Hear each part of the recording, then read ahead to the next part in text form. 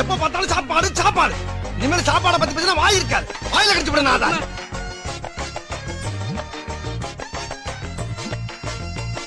வாங்க சாப்பிட்லாம். இன்றைக்கி வந்து நம்மளுடைய லஞ்ச் ரெசிபி வந்து என்னென்னா, பார்க்கும்போதே காரசாரமாக கருகருன்னு வந்து நம்மளுக்கு வந்து ஃபிஷ் ஃப்ரை வந்து இருக்குது.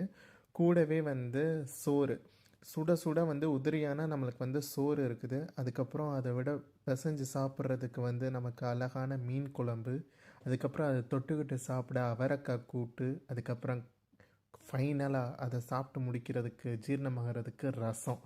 இப்போ மீனோடைய நம்மளுடைய ஹெல்த் பெனிஃபிட்ஸ் வந்து பார்த்துக்கலாமா? அதில் வந்து 3 ஃபேட்டி ஆசிட்ஸ் வந்து நம்மளுக்கு வந்து இருக்குது. அதுக்கப்புறம் வந்து இது வந்து ஹார்ட்டுக்கு வந்து நல்லது. அதே மாதிரி வந்து இதில் வந்து விட்டமின் டி, விட்டமின் பி12 எல்லாமே இருக்குது.